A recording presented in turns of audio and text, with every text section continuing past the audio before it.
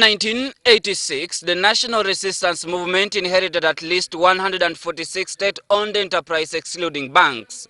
It had majority holding in 138 of these enterprises and minority holding in 8 enterprises.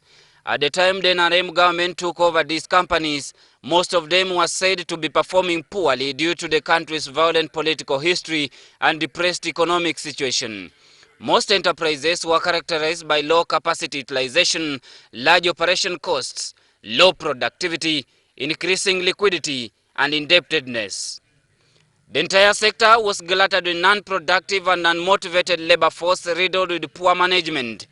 The reasons for poor economic performance in the public enterprise sector were multiple and complex. To the NRM government, maintaining and supporting large number of non-viable public enterprises became a serious financial drain on the treasury and a management burden on government administration.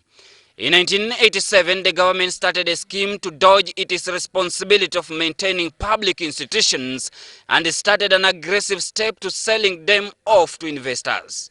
This marked the beginning of the sale of public enterprises. The government sold off companies such as UEB, Rift Valley Railways, Nyanza Textile, Coffee Marketing Board, and Uganda Fisheries. Others that did not survive included a chain of Uganda hotels and the only government mouthpiece Radio Uganda and UTV, which followed suit. The list is actually long. Today, a lot of issues still arise out of this scheme of privatizing public enterprises. Whereas government calls it a success, many believe the policy was abused and the performance of these companies is wanting. Where has the president failed? It is really his failure to mature, to nurture and mature the institutions that he has helped to get into organic institutions that operate as a system. Most successful privatization is those that were done through the stock market, since stock market prices convey the best information about competition. Stanbic Bank. The performance of the electricity distributor, Umeme, have been criticized even by those behind the implementation of the privatization policy and lawmakers. Though the country is the chief generator of electricity, the country has worse power challenges than never before. Umeme is a nightmare for any one of us. I actually don't know what they do other than collecting money from me, from Ugandans. Even when you have delayed to pay for 1 day, they say we are disconnecting you. Instances of no power, instances of high cost of power, and instances of overbidding.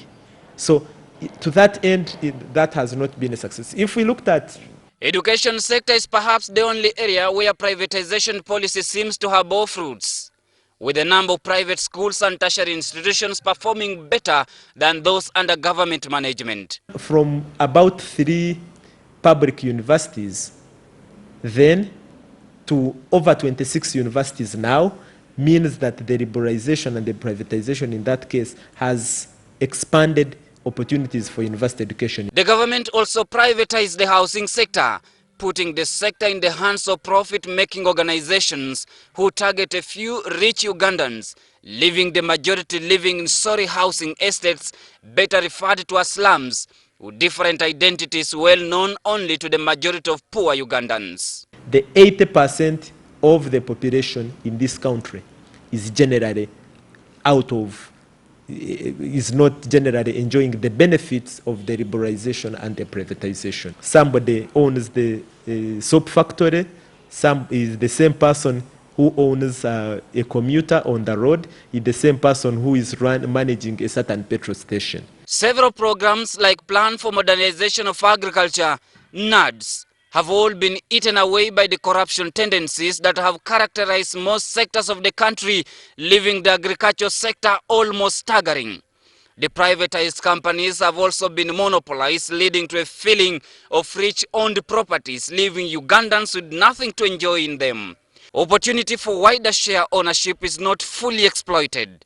Social cost of adjustment are not catered for as the policy succumbs to weak regulatory framework still in place, especially financial and utility sectors. It was not the private sector. I want to believe this.